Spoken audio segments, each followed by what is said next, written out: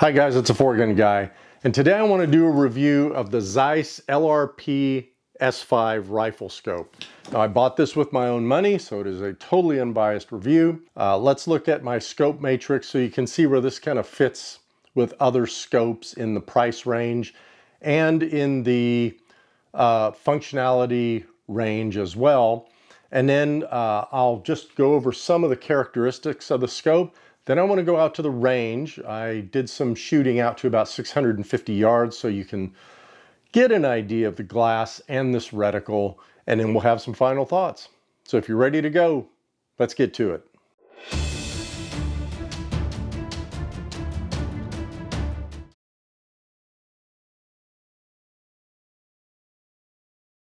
All right, well, let's go through the matrix first because then we can get that over with. We can get to the scope itself. I'll put this up on the screen, but I compared this with 2, 4, 6, 7 other scopes, and really price was a little bit of the characteristics of why I put these scopes in with this, but also the glass clarity and the type of reticle and just the scope overall.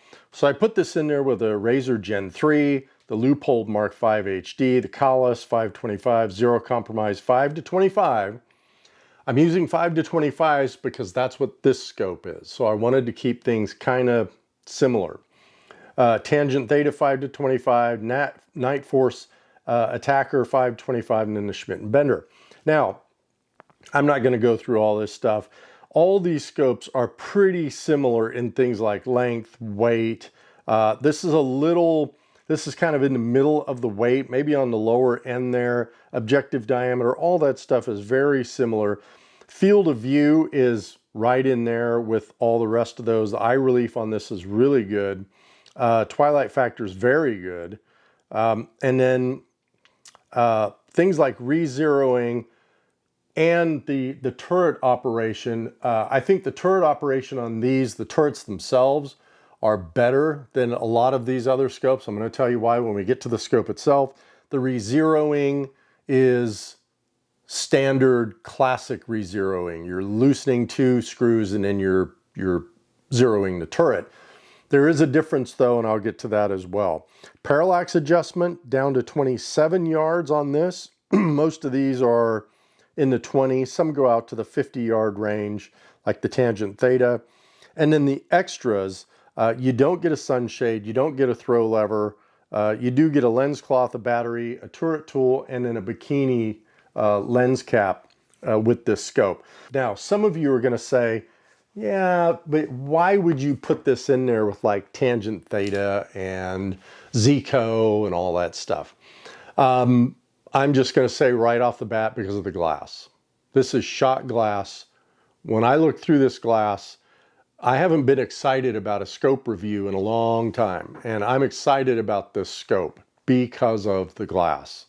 And the reticle to me is darn near perfect. And we'll talk about that when we get to the scope itself. So that's why I kind of put all these scopes in the class that they're in.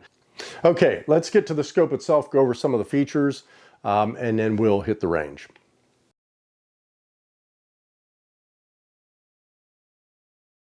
I'm going to start right off with the reticle. I'll put it right up here. I love this reticle, and if you watch any of my optics videos, you know that I'm a 1/2 mil mark guy. That's really important to me, just because I like to see it when I shoot. This reticle is very clean. It's very functional. I love the fact that it starts with 1. Some of these other reticles are starting at 2, and I'm having to kind of for a split second search to see that is the 1 mark, right? And other reticles that I've done reviews on in the past don't start until 3 or 4. And now you're really hunting along the windage for those values. I like the illumination in this. I'm showing this with the illumination on. This is daylight bright, but I love the 1/2 mil mark. The center dot is perfect, as you'll see in the video when we shoot. And that those half markings go all the way down, let's see, down to 2, up to 2, and over to 2. So that's about the sweet spot, right, when we're shooting PRS. So anyway, Love, love, love this reticle. Let's look at the turrets. I'm going to put this image up there too. I really like these turrets. Now, they're 12 mil turrets, so they're not 10 mil turrets, which again, I don't care, right? Even at 1,000 yards, I'm at 10 point something, I think. So that's fine. I don't have to go full rotation. It's all good, and it all lines up. And I don't know if you can see in the background here, but on this turret, I have my IDTS tape on here already. I love this tape on turrets. So I'm going to be really honest with you. It doesn't really matter to me what the markings on the turret are anymore because I get this tape for them anyway, so I can mark on it every stage. I just use a erasable marker and I mark my dope for the targets I'm going to shoot, and then I've got it all right here. I also did put my MK machining magnifier on there, and there's another thing that I put on here that I'm just now in love with. I think I'm going to get it for every one of my rifles from MK Machining, and again, I don't get anything for this, but I love their parallax dials. They're really, really nice. But you can see on this turret, you have the indicators of how many revolutions you've gone around. So if you're doing like 22 long rifle or something like that, yeah, you've got the markings there that are telling you how far you can go around. I'm going to tell you one other thing about these turrets that I absolutely love. I love the fact that when I'm rotating these, let me go to 0. Now I'm going to rotate it. You don't need to hear the clicks. We all know what clicks are. These are very tactile, but when I rotate it, that's 1. It's more tactile on the whole numbered clicks, right? That's 2. 3. I mean, I'm just saying, I can feel that when I'm on that whole number. Why does this matter to me? Because when I'm on a stage, even though I'm looking at the dial, it's going to help me to kind of stop where I need to be. If I'm on the 3, it's going to click to the 3, and then I can go 3.3, 3.2, 3.1. I really like that. Let's talk about some other features of these turrets. Okay, let's stick with the elevation. It does not go below 0. So I'll say that right now. This turret will not go below 0. It is a true 0-stop turret. The S3 will go below 0. So if you're wanting something with a wider or with a larger magnification, a little wider field of view, and you want to go below 0, then it's the S3. I chose the S5 because of the glass. This is shot glass, and I love shot glass. So that's why I chose the 5. I don't care about 36 anymore. We're going to talk about that at the range, so I won't duplicate myself here. But this does not go down to go past 0. On the windage, pull it out, click it, and it locks. The elevation is not a locking turret, which I don't care. I don't even lock my turrets anymore. When I'm in a match, they're unlocked. I just don't care. And a lot of guys, like for the Zicos and for the Gen 3s and so forth, they're getting the little rings that keep the turret up at all times, so it can't lock. A lot of the guys I shoot with are doing that. So that's some of the turret stuff there. As far as re-zeroing, I think I talked about that. It's very easy to re-zero these. It's 2 screws, 1 on either side. Here's another thing I like about the elevation. The screws are opposed from each other, so I'm not searching with they're at this angle on the turret and I got to figure out which angle is which. They're opposed from each other. Very easy. You loosen them up. You never take the turret cap off when you re-zero this. And it's weird because you'll hear it clicking, but it's not moving the reticle. Then you zero it, you put it back down, you lock down the 2 screws and your set screws, and you're done. Same thing with the windage. You pull this out, loosen 2 screws. They are at angles, but you'll loosen those 2 screws, set it, push it in, or pull it out, set the screws, and then you're done. So re-zeroing is very easy. If I stay on this image here, the one other thing I do like about this, if you're not going to use this turret tape, I like the fact that you have the 1/2 mil marks on the turret. So it's 1, 1/2, or it's 0, 1/2, 1, 1.5, 2, 2.5, and so forth. but I use the tape, so that doesn't matter to me. The other thing, and I'll talk about this out at the range as well, is the parallax turret and adjustment. It's not numbered, and I'll talk more about this at the range, but in short, I don't care if it's numbered or not. I never look at the numbers, so it doesn't matter. Other people are freaking out that it's not numbered. Big deal. Okay, what else? 56 millimeter objective. It is a 34 millimeter tube. I do have this mounted with rings, not a solid mount. Like, this is not in my spur mount. And the reason for that is the spur, because of this whole erector bell here, it's pretty big. And so my spur mount was really up against that thing, and I don't like that. I like to have some room there. And in fact, scope manufacturers recommend that as well. So I mounted it in rings. These are my Discovery rings, so we're going to see how they hold up. And then, as I said, I put on a magnifier. I put on a throw lever from MKM. And the magnification on this is extremely smooth, but it's stiff, right? It's stiff enough that it's not going to go anywhere. I like the ocular on this because it's kind of got that neoprene on it, and it's very easy to manage, but it's stiff enough that it stays where you want it to stay. So I really do like that. Again, this is a 5-25, so you know, that's about it on the scope. The illumination, we're going to see out at the range, so I won't talk too much about that. I already told you what comes in the box. So let's go ahead and head out to the range and get some of that footage in. Let's look at this reticle kind of against the sky, okay? So when I look at this reticle against the sky, I just love that 1/2 mil mark. You know I do. In any scope, I love it when they have 1/2 mil marks. I love the clear center. I love the center dot of it.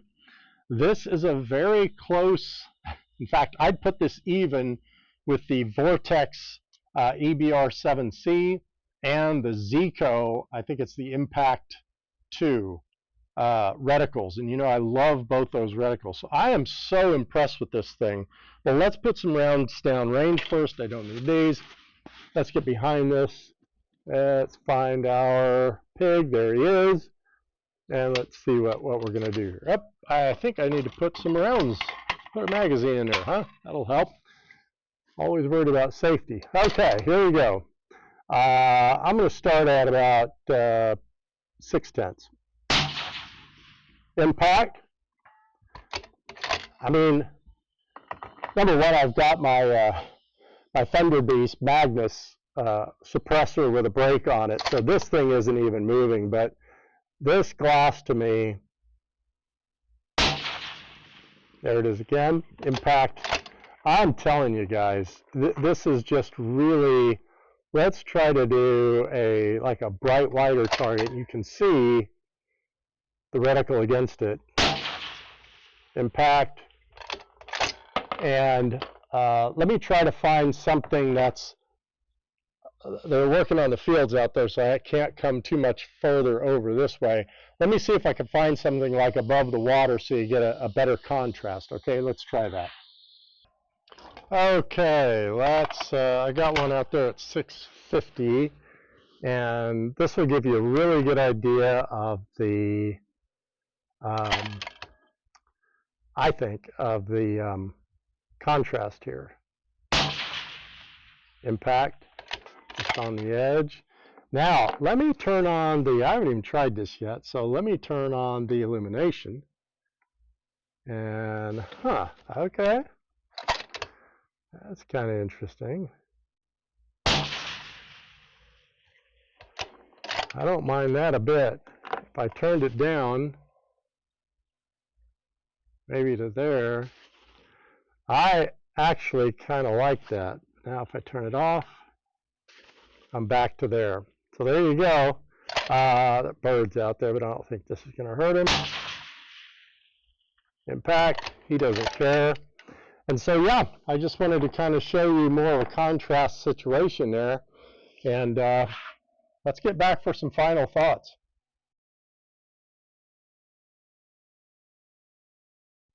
let's talk about some things that I saw in other reviews, and I thought about them. I thought, oh, well, that might be an issue. Okay. First things first.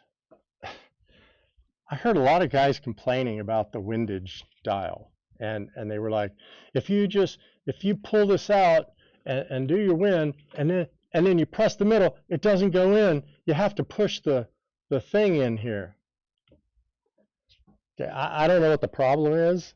It's just you pull it out and you push it in. You pull it out and you push it in. It's not a whole cap. I don't care. Okay, so don't get hung up on stuff like that. It's not a big deal. These clicks are so tactile on this thing. I love them. They're not super tactile like maybe like my Zico was, but those were almost too tight for me. I like how these are. Let's go to the elevation. Elevation. I don't have my glasses on right now, and I usually have a magnifier. I'll probably still put one on this because I ordered the IDS dry fire tape that's going to go around this so I can mark on it. Love that stuff. But I'm telling you right now, this reticle is not busy. I'm looking at this thing. It's blurry. I'm not going to deny it because I can't see good. But when I do this, it stops on 1. And I can see the number 1. So I know I'm at 1. I know right here I'm at 1.5 because I can see 1.5. These other scopes don't number anything in between, and it drives me nuts. Now, they may have a line that's higher, or it may graduate up, or whatever. I just really like these turrets. And these guys aren't giving me anything for this. I bought this scope. Let's talk about the parallax adjustment. Another thing I heard from people was, there's no numbering. Oh my God, there's no numbering on the parallax. How on earth will I know where I am from a parallax perspective? Yeah, how will you know? You do this, and then you do this, and you adjust your parallax. I don't care if there's no numbers on this stuff. I never look at the numbers, ever, on any of my scopes. It just doesn't matter to me. So please don't get hung up on that stuff. From a illuminated reticle perspective, I love this illumination. I'll tell you why, because it's not clicks. It's a very smooth, graduated illumination. So I know that I can go up, I can come down, I can adjust it, and just keep it that way. And when you're done, you just push it in. So it's very simple. This scope, guys, is just simple to me. I really like it. The last thing I want to get to is out here at the range today, I've probably put 50 rounds, almost 50 rounds through this thing, and this glass is unbelievable. So it is shot glass. It is on par. When I look through this thing, and I'm looking at this glass, there is no distortion on the edge at all, none. And I wish the trigger cam could pick all that up. It just doesn't. If you were shooting 22 competition, and even PRS, even centerfire competition, I think the S3, if your eyes are good with it, I think that's a good scope to get. I just like the absolute clarity of this glass, and I don't mind having only going up to 25 power. It doesn't bother me a bit. And let's face facts, when I'm out here trying to impact at 1,000 yards and it's a day like this where the mirage is ridiculous, a 36 power scope does me no good because I can't hardly see that target anyway with that much mirage. I'd rather have my Swaros behind me with either my wife behind them or a buddy to see the trace of the bullet so they can see where it's going. So that just doesn't bother me at all. Well, there you have it. This is the Zeiss LRP S5. Really like it. I give it 2 thumbs up. So if you're looking at it for a scope in that price range, in the 23 to 3,000 range, I would add this to that matrix, to a column in your matrix, and look at all the pluses of this and the other scopes. Well, hey, thanks for watching, everyone. I really do appreciate it. Likes, comments, subscriptions, please ask guys that you know maybe to subscribe to the channel. Maybe they're just getting into it. Maybe they're hunting and they want to look at scopes like this for hunting or something like that. But anyway, Spread the word if you don't mind. It really helps me. And until next time, shoot straight.